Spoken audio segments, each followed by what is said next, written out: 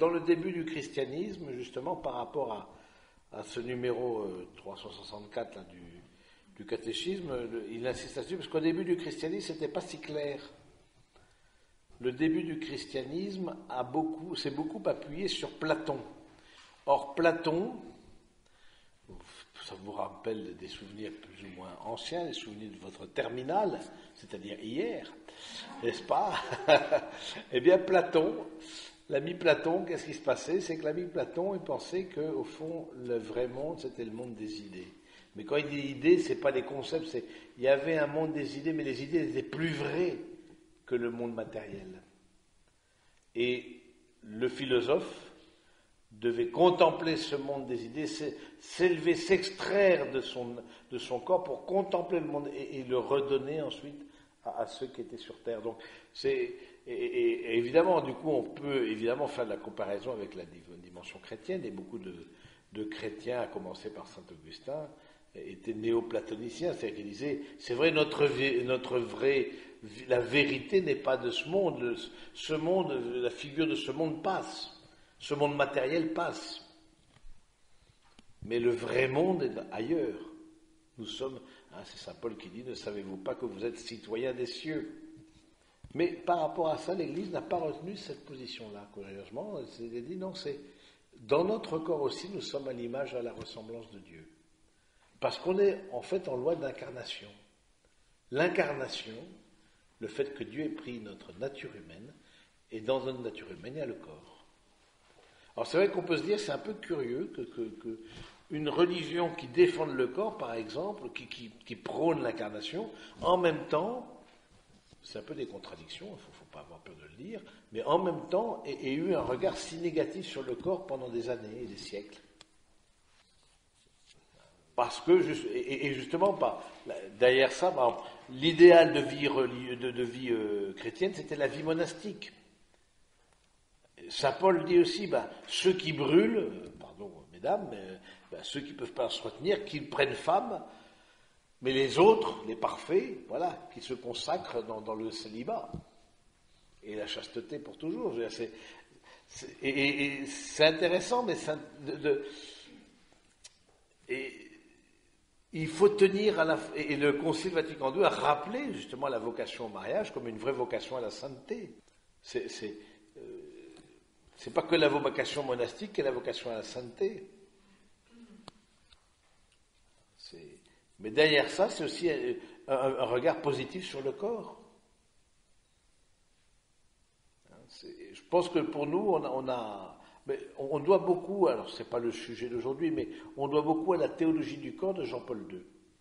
Jean-Paul II a beaucoup travaillé comme prêtre, évêque et puis ensuite comme pape sur la question de la théologie du corps, l'enseignement du corps, de redécouvrir dans le corps, et singulièrement dans l'acte intime des époux, dans la sexualité, de redécouvrir une vraie beauté. Il n'y a rien de sale dans le corps humain, parce que tout est à l'image et à la ressemblance de Dieu. À commencer ce qui est source de vie et passeur de vie dans le corps humain. Mais il nous a fallu des siècles. On a quand même bien galéré. On a bien galéré, faut le dire simplement. Et puis avec ça, parce que quelque part, la vie, justement, la vie spirituelle contient en elle-même comme une forme de pureté. Donc du coup, le corps, c'est ce qui nous paraît le plus, qui nous tire vers le règne animal, quelque part un peu plus. Et pourtant, déjà le Concile et puis le pape Jean-Paul II à sa suite a dit, nous sommes de cette nature humaine, de ce corps humain, qui est tout à fait à l'image et à la ressemblance de Dieu. Donc il est donc interdit à l'homme de dédaigner la vie corporelle, mais il doit estimer et respecter son corps. Voilà. L'unité de l'âme et du corps est si profonde que l'on doit considérer l'âme comme la forme du corps, c'est-à-dire comme c'est grâce à l'âme spirituelle que le corps constitué de matière est un corps humain et vivant. L'esprit et la matière dans l'homme ne sont pas deux natures unies, mais leur union forme une unique nature. Bon, ça c'est un peu plus philosophique, c'est pas. L'Église enseigne que chaque âme spirituelle est immédiatement créée par Dieu. Elle n'est pas produite par les parents. Ça c'est intéressant, ça c'est. et qu'elle est immortelle. Elle ne périt pas lors de sa séparation du corps dans la mort, et elle s'unira de nouveau au corps lors de la résurrection finale. C'est ce qu'on croit. Mais l'âme spirituelle et immortelle, et chaque fois que vous, si vous êtes parent, etc., vous avez donné la vie, mais vous êtes, on appelle la procréation. Les parents sont créateurs avec. La dimension physique, eh bien, vient de la matière, et la matière, ces matières-là, les gamètes, c'est bien les parents qui les ont données. En revanche, l'âme spirituelle et éternelle est un don de Dieu. Donc, chaque fois qu'il y a une création, chaque fois qu'un enfant est conçu, chaque fois, il y a déjà une présence de l'âme spirituelle et immortelle. Il y a une action. Les parents sont collaborateurs de Dieu dans le don de la vie. Ils donnent la partie matérielle, un peu comme dans la Vierge Marie. La Vierge Marie a donné la nature humaine au Christ, mais n'a pas donné le Verbe au Christ. Ça ne voudrait rien dire. Le Christ est le Verbe de Dieu, et Marie n'a pas donné la nature divine au Christ. Elle a donné sa nature humaine. De même que, une comparaison, de même, les parents donnent la matière, c'est-à-dire le corps humain, mais l'âme spirituelle et éternelle, c'est un don de Dieu. Parfois, il se trouve que l'âme soit distinguée de l'esprit. Ainsi, saint Paul prie pour que notre être tout entier, esprit, âme et corps, soit gardé sans reproche à l'avènement du Seigneur. L'Église enseigne que cette distinction n'introduit pas une dualité de l'âme. Esprit signifie que l'homme est ordonné dès sa création à sa fin surnaturelle, que son âme est capable d'être surélevée gratuitement à la communion avec Dieu. Voilà, c'est esprit, âme et corps. Bon, c'est moins philosophique, donc c'est moins rigoureux, mais esprit, ça indique aussi cette capacité donc d'être ordonné à communier à l'unique esprit, qui est Dieu lui-même. La tradition spirituelle de l'Église insiste aussi sur le cœur, au sens biblique, le fond de l'être, où la personne se décide ou non pour Dieu. Là aussi, l'âme, c'est plus une notion qui vient de la philosophie grecque. La dimension biblique parle plus de cœur. Le cœur, c'est le centre de la personne. On voit beaucoup dans les psaumes, on parle de cœur, mais pas au sens affectif. C'est le centre, comme c'est très bien dit, ça, là où la personne se décide ou non pour Dieu. C'est le centre de décision de la personne, le cœur dans la Bible. 3e chapitre, hommes et femmes, il les créa. Égalité, différence voulue par Dieu. L'homme et la femme sont créés, c'est-à-dire ils sont voulus par Dieu dans une parfaite égalité en tant que personnes humaines, d'une part, et d'autre part, dans leur être respectif d'homme et de femme. Être homme, être femme, est une réalité bonne et voulue par Dieu. L'homme et la femme ont une dignité inadmissible, qui leur vient immédiatement de Dieu, leur Créateur. L'homme et la femme sont avec une même dignité à l'image de Dieu. Dans leur être homme, dans leur être femme, ils reflètent la sagesse et la bonté du Créateur. Bon, ça c'est des choses qu'on sait maintenant qui nous paraissent assez claires, mais c'est intéressant que la personne humaine a été créée homme et femme.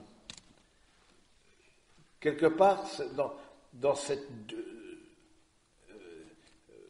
différence des corps, il y a quelque chose de l'altérité avec Dieu. C'est-à-dire, dans cette différence des corps, il y a quelque chose de ce qu'est la communion avec Dieu.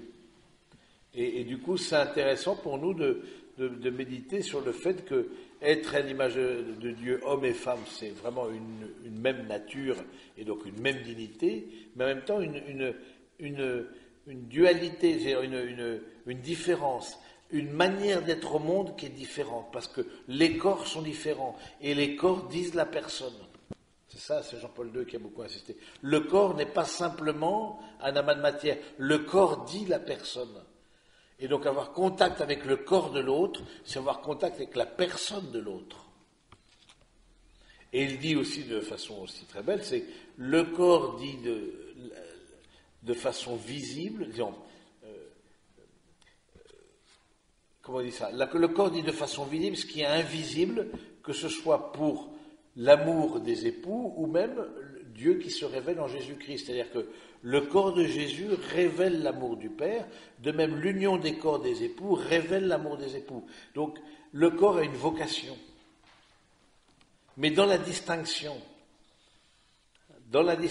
qui n'est pas un plus et un moins, c'est juste une manière d'être au monde différente. Alors ce qui est compliqué, il faut à la fois reconnaître la différence et l'égalité et pas tomber dans des schémas comment on peut dire, de clichés par rapport à l'homme et la femme. Donc il faut savoir découvrir dans le corps de l'homme, dans le corps de la femme, à la fois une complémentarité, mais en même temps une expression de l'amour qui est différente. Et ça, je pense que ça nous coûte beaucoup dans nos sociétés où on voit la différence comme une menace. On voit la différence comme une inégalité. Ah ben non, on n'a pas tous le même appétit, on n'a pas tous la même force physique, on n'a pas tous la même dimension, l'appétit spirituel, on n'a pas... Bon, mais il y a des plus et des moins, ça ne veut pas dire qu'il y a une inégalité en nous, je veux dire, de dignité.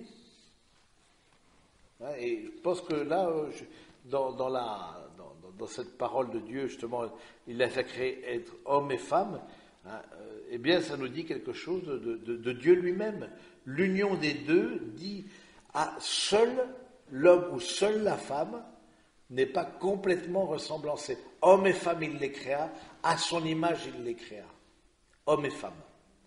Quelque part, dans la dualité et dans cette séparation, c'est-à-dire qu'aucun ne peut dire qu'il est à lui seul image et ressemblance de Dieu, au plan du corps. C'est dans la complémentarité qu'il peut dire qu'il est image et ressemblance de Dieu. Et c'est intéressant de voir que c'est un Dieu qui est asexué, contrairement aux dieux païens.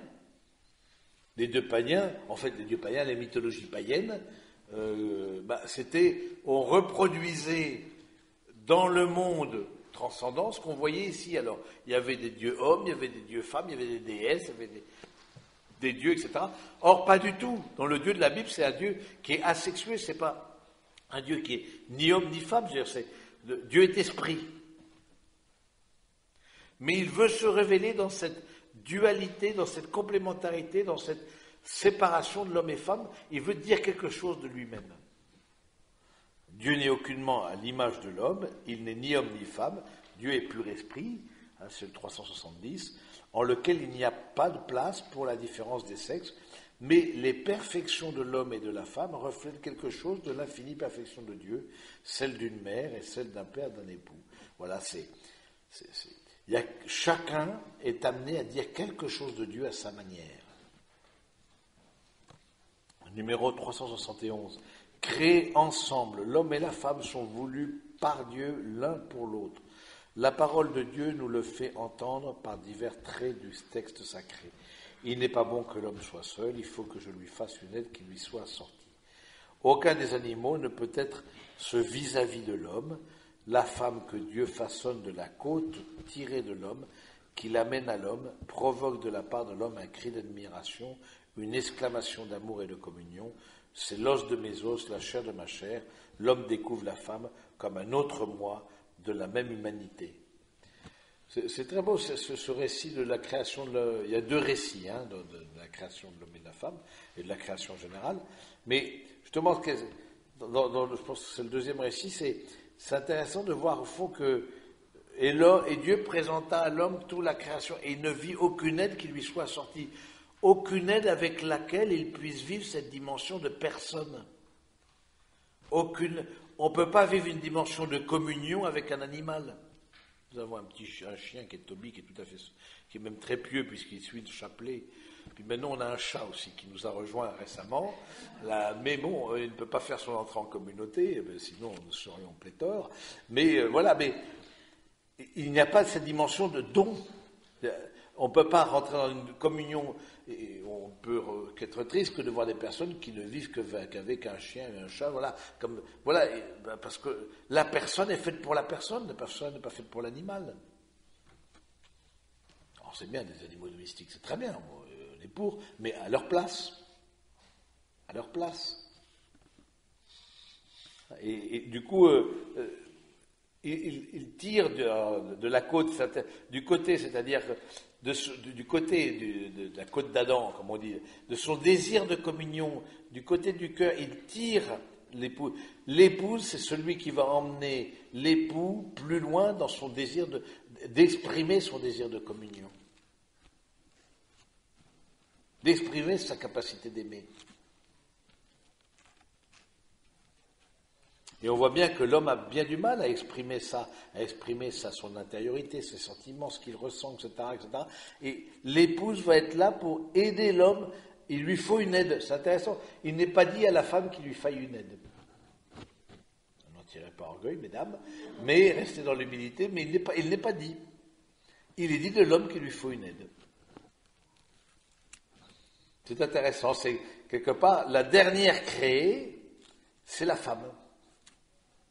Parce que l'humanité est féminine, que ce soit homme ou femme, l'humanité est appelée à être l'épouse d'un unique époux qu'est le Christ. Donc vous voyez, on est loin des clichés, qui fait quoi dans la maison, ça je pense qu'il faut, c'est des clichés qui viennent beaucoup d'une culture bourgeoise, etc., qui n'est pas dans la parole de Dieu. La femme et l'homme sont dans une complémentarité, dans l'union des corps, mais chacun a une manière d'être au monde, et l'épouse, au fond, est amenée à aider l'homme à exprimer aussi ce désir de communion, à passer de l'efficacité, souvent qu'il habite, à l'amour, au fond. Et c'est vrai que dans le texte sacré, on voit bien très bien ça. C'est un cri d'amour. En voyant la première femme, l'homme dit les os de l'os de mes os, la chair de ma chair. Il découvre un autre moi, une même humanité. Au fond, la femme est là pour aider l'homme à exprimer l'amour, à rentrer dans une capacité d'amour plus que dans une capacité d'efficacité, de faire, à rentrer plus dans l'être que dans le faire. Il lui faut une aide qui lui soit semblable. Et de quoi l'homme aide dans ce sens-là? Ça a le sens de salut. C'est-à-dire qu'il faut à l'homme un salut. Et de quoi l'homme doit être sauvé? Doit-il être sauvé? Il doit être sauvé de sa solitude. Sauvé de son enfermement sur lui-même. L'épouse, la femme, tire l'homme de l'enfermement sur lui-même.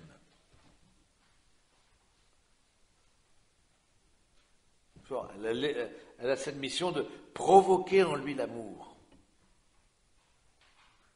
Voilà une personne avec qui il peut vivre une communion, alors que personne d'autre de créé, il peut vivre une communion sur la terre. Numéro 372. L'homme et la femme sont faits l'un pour l'autre, non pas que Dieu ne les aurait pas faits qu'à moitié ou incomplet.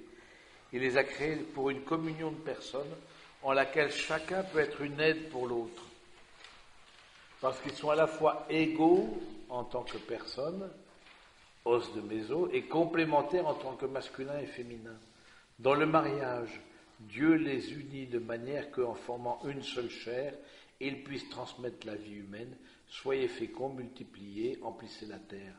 En transmettant à leurs descendants la vie humaine, l'homme et la femme sont époux et parents, coopèrent d'une façon unique à l'œuvre du Créateur. Voilà, c'est à la fois cette dimension de masculin, de féminin, qui exprime quelque chose de Dieu, et qui exprime aussi évidemment un passage une invitation à être passeur de vie, comme seul l'homme ou seule la femme ne peut pas être passeur de vie. Il y a des techniques maintenant formidables, très bien, mais au commencement, il n'en était pas ainsi. Hommes et femmes, c'est dans cette complémentarité qu'ils transmettent la vie, qui sont coopérateurs de façon unique de l'œuvre du Créateur, comme il était dit, là il est dit dans le numéro 372. Donc C'est intéressant de méditer là-dessus, de dire au fond que ils formeront une seule chair pour rappeler que Dieu est un. C'est ensemble, dans l'unité du corps, ils rappellent que Dieu est un. Et donc l'union intime des époux est de l'ordre de la célébration. Vous voyez, tout ça on le doit à Jean-Paul II, tout ce qu'on a fait déjà comme avancé, alors qu'au contraire c'était vu comme ce qui était nous rapprocher de Dieu, c'était au contraire la vie monastique, etc. Et là on nous dit de façon très claire, le fait qu'il soit une seule chair nous dit quelque chose de Dieu, d'un Dieu un. Dans cette complémentarité, dans cette égalité de dignité, cette complémentarité des personnes, et complémentarité des corps.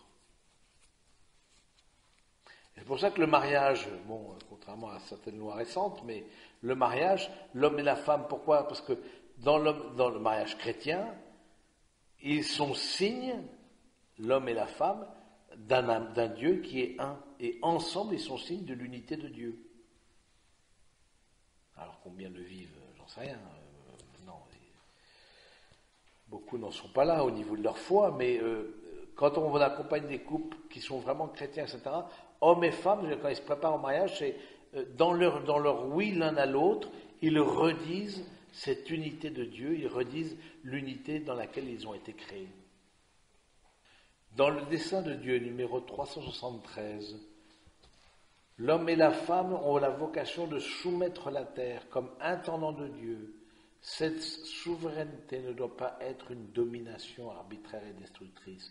À l'image du Créateur qui aime tout ce qui existe, l'homme et la femme sont appelés à participer à la providence divine envers les autres créatures. De là leur responsabilité pour le monde que Dieu leur a confié. On en a déjà parlé, l'écologie c'est quelque chose qui vient de la Bible. Parce que l'homme et la femme auront à répondre de la manière dont ils utilisent les biens de ce monde. On aura à répondre. On est les gardiens, non seulement le gardien des uns des autres, mais le gardien des choses créées. Et de respecter aussi la nature, de respecter cette création qui nous a été donnée, ce trésor. Il n'y a pas de plan B, il n'y a pas une autre planète dans laquelle on pourrait aller se réfugier si celle-ci ne fonctionne plus.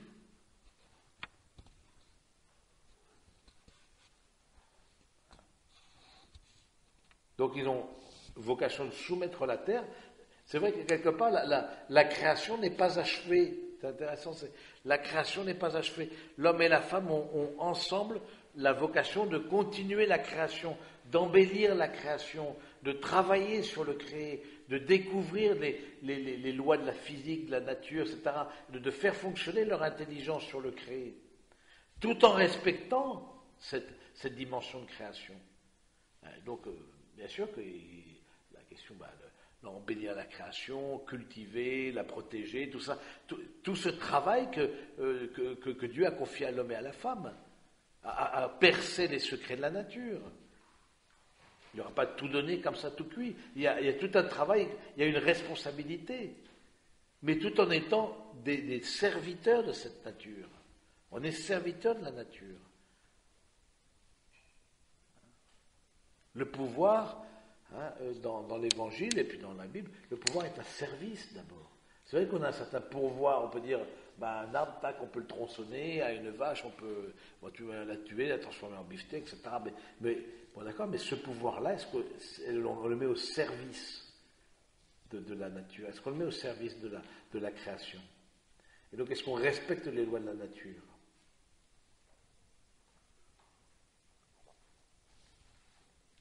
Et on voit bien que l'appétit d'argent, qui parfois, bien souvent, nous tend des pièges, à l'humanité, fait qu'il n'y a pas de respect de la nature. On voit la nature comme uniquement une source de profit.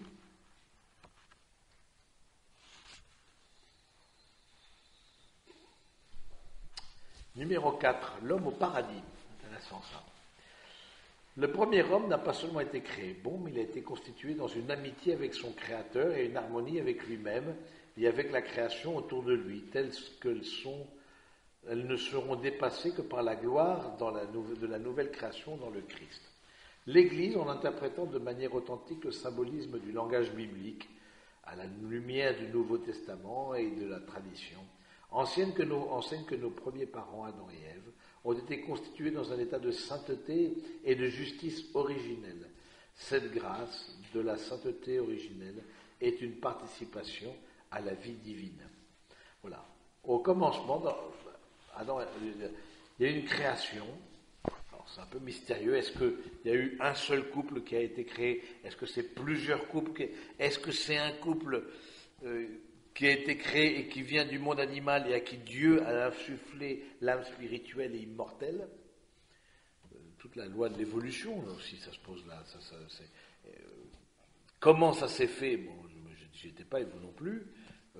En tout cas, ce que je sais de la parole de Dieu, c'est qu'il y a eu une création, il y a un acte créateur. Est-ce que Dieu a pris des animaux comme par exemple des grands primates, etc., et a donné à ces primates, a insufflé un souffle de vie, ou est-ce qu'il a formé directement est-ce qu'il y a un seul couple? Est-ce que c'est Adam et Ève, c'est la vivante et le glébeux? Donc du coup, ça dit pas, c'est pas un monsieur avec un numéro de sécurité sociale. Hein. C'est de façon générique, l'homme et la femme. Donc, pour moi, il ne faut pas voir. En tout cas, à un moment donné, il y avait une action de Dieu sur le créé et qui a fait que, avant ils étaient animaux, maintenant ils sont personnes. Et c'est vrai que quand on fait on croit à l'évolution. L'évolution, pourquoi pas? De fait, il y a eu une forme d'évolution, depuis l'ère primaire, etc. Il y a eu une évolution depuis l'Homo sapiens, c'est une évolution. La personne est plus grande, vit plus longtemps, un cerveau plus développé, etc. Alors, il semblerait qu'on ait moins de poils aussi, ça dépend un peu des individus, mais bon, mais il n'y a pas une différence de nature. Dès que l'Homo sapiens a commencé à enterrer ses morts, enterrer les morts, ça c'est typiquement humain. Et quand on remonte, certains disent, quand est-ce que ça s'est fait? Il y a ce qu'on appelle le chaînon manquant. À un moment donné, on voit, il y avait l'animal, puis ensuite il y a l'homme. C'est le chaînon manquant. Pourquoi pas qu'il y ait une évolution? Oui, mais c'est pas l'âme spirituelle et immortelle n'est pas le fruit de l'évolution de la matière. C'est l'œuvre créatrice de Dieu. On a changé comme être humain, on est plus grand, on vit plus vieux, on vit que ceci, etc. Même depuis même depuis l'âge du Christ, on vit bien. On a changé comme morphologie. Mais on ne peut pas dire qu'il y a une nouvelle nature depuis que. Voilà. Or là, à un moment donné, il y a une décision de Dieu, quelque part, de cette nature-là n'est plus animale, elle est humaine. Avec une dotation de l'intelligence et de la volonté. C'est un acte de foi aussi, mais aussi c'est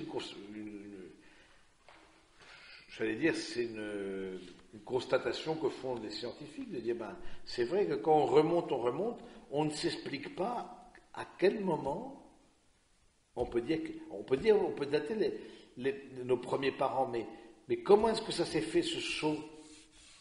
Comment on explique la différence? Une différence qui est de nature, c'est pas simplement une différence par des aspects extérieurs, comme le fait vivre plus vieux, ou être plus grand, non, de nature, il y a une différence de nature. Et nous avons là, comme croyants, nous appuyons sur la parole de Dieu, et disons, Dieu, à un moment donné, a insufflé l'âme spirituelle immortelle, capacité de connaître et d'aimer.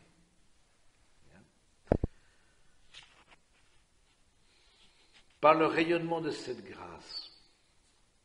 Donc l'invitation à participer, l'homme et la femme ont été créés dans la participation à la vie divine, participer de cette vie divine.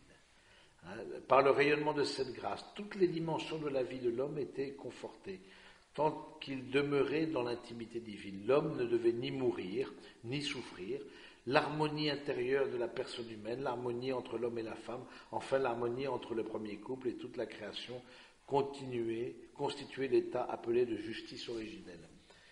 comment c'était avant le péché originel, qui sera le thème de notre prochaine rencontre. Comment c'était? On n'était pas là pour le voir, mais ce qu'on peut penser, c'est que, ce qui n'est pas complètement stupide, c'est qu'il y avait cette amitié avec Dieu. Et cette amitié avec Dieu faisait que l'homme et la femme n'avaient pas besoin de se cacher l'un de l'autre dans leur intimité. Il y avait une intimité aussi avec la nature.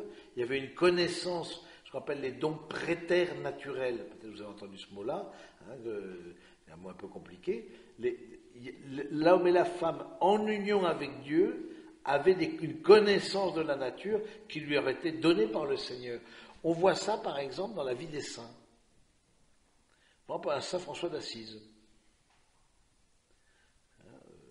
qui a un contact avec le miracle des loups. Vous vous rappelez, dans Saint François d'Assise, il y a le miracle des loups. Il y a un contact avec la nature, il y a un dialogue avec la nature, avec les animaux. On se dit, mais qu'est-ce que c'est? Et puis, c'est pas le seul saint qui a une forme de connexion avec le monde animal. On a perdu ce lien avec la nature. On dit, mais non, ces histoires-là, c'est un peu surréaliste, non? Mais on voit des hommes et des femmes qui ont eu un contact avec une compréhension, une communion avec la nature. Mais parce qu'ils étaient en communion avec Dieu.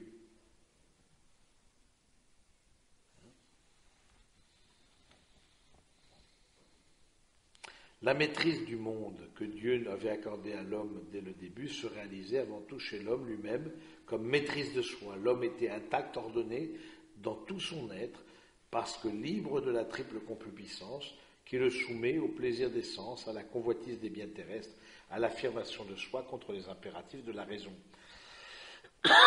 Au fond, avant le péché originel, l'homme et la femme avaient une maîtrise d'eux-mêmes donnée par Dieu.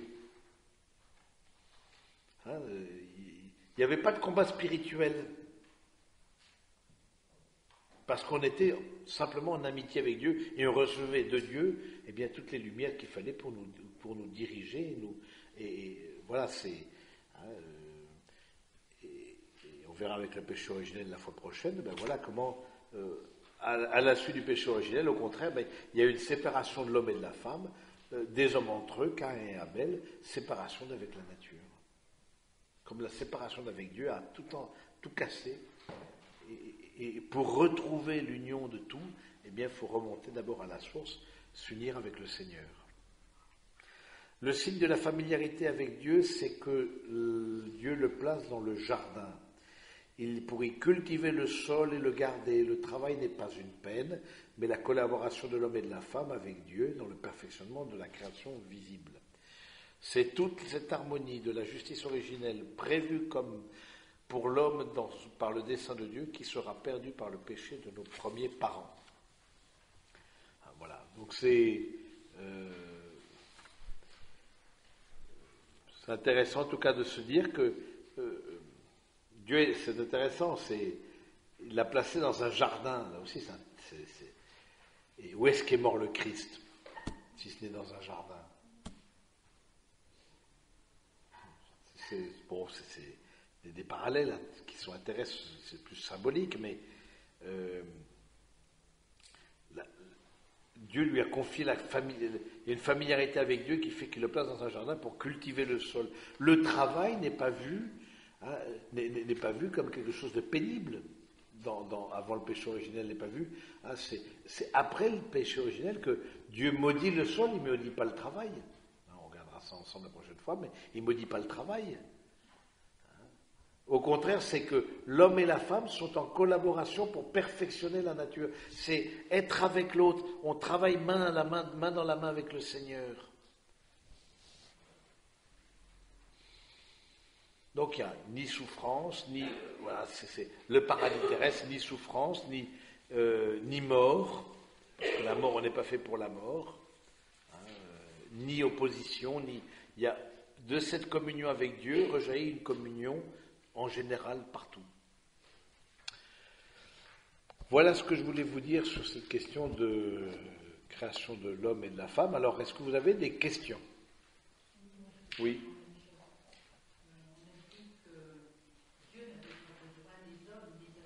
Oui. Oui.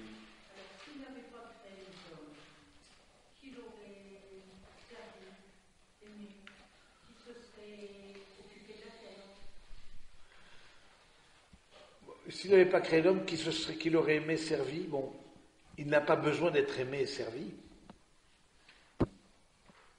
Il n'a pas besoin d'une terre. C'est comme si vous demandez à quelqu'un qui a des richesses infinies, et il fait un don à quelqu'un d'autre, mais je ne sais pas comment expliquer, c'est par pure gratuité. La création ne rajoute rien à Dieu.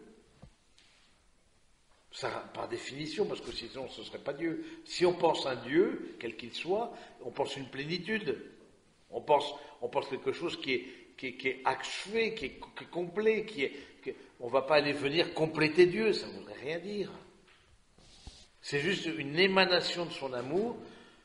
Il n'y aurait pas eu de terre, il n'y aurait pas eu d'univers, mais Dieu aurait été Dieu. Le fait de le servir, de l'aimer, ne rajoute rien. C'est juste pour nous que c'est une grâce. Mais, non. Il n'a pas besoin de notre amour. Non. Ça ne rajoute rien. Pour nous, c'est une grâce. Mais pour lui, non. Parce que si ça rajoute quelque chose, il n'est pas Dieu, par définition. Si on voit Dieu comme une plénitude, par définition, il n'y a pas besoin. Donc quand on dit tu aimeras le Seigneur ton Dieu comme toi-même, c'est que pour nous, en fait. Lui, il a pas besoin de notre amour. Lui, par miséricorde, il accepte notre amour, par bonté, mais il n'y a pas besoin. C'est une miséricorde qui fait que nous puissions l'aimer. Mais non pas que lui-même, parce que sinon c'est de l'anthropologie, c'est l'anthropomorphisme. On reporte à Dieu ce qu'on vit pour nous-mêmes. Nous on aime bien être aimés, oui bien sûr. Nous on aime bien qu'on nous dise, qu'on nous remercie. Nous on aime bien être, oui. Alors du coup Dieu il est pareil, non, Dieu il n'est pas pareil. Oui. C'est comme un cadeau dont il a voulu, du fait qu'il nous a envoyé son Fils. Alors, il y a eu un amour tellement grand pour nous qu'il nous a envoyé son Fils pour nous sauver, mais là encore, ça ne rajoute rien à lui. Ça ne rajoute rien. Est-ce qu'il a un plan? Alors, oui, ça c'est autre chose, mais c'est pas pour ça que ça rajoute quelque chose à lui-même. On verra après que en Jésus, il y a quelque chose qui manifeste Dieu, mais quelque part qui ne rajoute rien à Dieu. Il y a un plan, oui, il y a un désir d'amour, il y a un désir de communion, il y a un désir de bonheur pour la personne humaine, mais on pourrait très bien imaginer un monde sans personnes humaines, sans même création. Ah, et ben non, il est là. Mais, par exemple, souvent c'est dans des accidents, des pertes d'enfants, des choses comme ça, qu'on découvre Dieu. Oui. Et il y a beaucoup de personnes qui disent oh, t'as perdu ton enfant, c'est parce que tu le méritais, ou il y a beaucoup de choses qui disent ça. Oui. Mais en fait, Dieu, on le découvre là-dedans, parce qu'on a besoin de lui à ce moment-là. Oui, mais c'est de notre côté, c'est pas de son côté à lui. Lui, il n'est pas méchant. Ça ne voudrait rien dire. Il n'a pas besoin qu'on le découvre. Je veux dire, qu'on le découvre ou pas, ça ne rajoute rien à lui. Avant un Dieu vengeur. Mais ça ne rajoute, mais même que ce soit un Dieu amour, le fait que ce soit un Dieu amour, très bien. Bon, un Dieu vengeur, c'est un anthropomorphisme, encore une fois, parce qu'on me fait du mal, donc je fais du mal, donc Dieu va être pareil. Mais non, Dieu, l'homme, comme dirait. Une fois seulement, c'est De Vos, qui est un humoriste, qui disait Dieu a créé l'homme à son image et ressemblance, et l'homme lui a bien rendu. Quelque part, l'homme aussi a créé Dieu à son image et ressemblance. Non, Dieu n'est pas homme, et donc du coup, ça reste un mystère, mais il y a une gratuité. C'est là où il y a une forme de gratuité. Ce monde ne pourrait très bien ne pas exister, ou cette forme de monde ne pas exister. Et qu'est-ce qui envoie les maladies, le drame? Ça, la question du mal, on a parlé déjà du mal de la providence, on a déjà parlé la fois précédente ou la fois d'avant, la fois d'avant. Mais on a parlé de ça, de dire, le fait d'être coupé d'avec Dieu fait qu'on n'a plus de connaissance de la nature, fait que par exemple, on n'a plus de connaissance de ce qui pourrait être les tremblements de terre, etc. Et puis même au niveau de notre corps, etc., il y a une séparation, c'est le péché originel qui fait que, avec le péché est venue la mort, on n'est pas fait pour la mort. On n'est pas fait pour la mort. Mais Dieu n'a pas créé le péché, il a créé la vie. Donc, alors, il a renvoyé son propre fils. Mais je trouve ça important parce que c'est des questions qui ne sont pas si simples. Hein, mais en même temps, de se dire, et en même temps, c'est très fondamental, parce que si on n'a pas de péché, pourquoi est-ce qu'on aurait besoin d'un sauveur? Le problème aujourd'hui de nos sociétés, de beaucoup, c'est, ah ben non, parfois il m'est arrivé de confesser comme ça, ah ben mon père, moi j'ai rien à dire. Ah non, moi je ne pêche pas. Ah bon, c'est bien, vous avez de la chance. Ben, on va interroger votre femme, monsieur, hein, pour voir si vous ne péchez pas. Donc, non, je dis ça en plaisantant, mais le drame, c'est qu'on ne reconnaît pas peut-être qu'on s'est éloigné du Seigneur. C'est ça le drame. Et qu'on a besoin de salut, d'être sauvé. Ça peut être l'aveuglement de la conscience. L'aveuglement de la conscience. Qui fait qu'on ne reconnaît pas que en nous, il y a quelque chose qui s'oppose au Seigneur et qui nous enlève qui nous, de certaine manière, qui met une distance avec nous-mêmes, qui fait qu'on ne fait pas ce à quoi on est appelé à remplir notre vocation.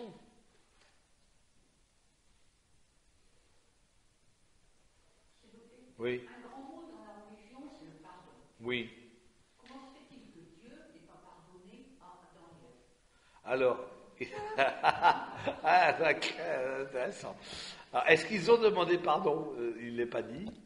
Mais ce pardon, il est donné en Jésus.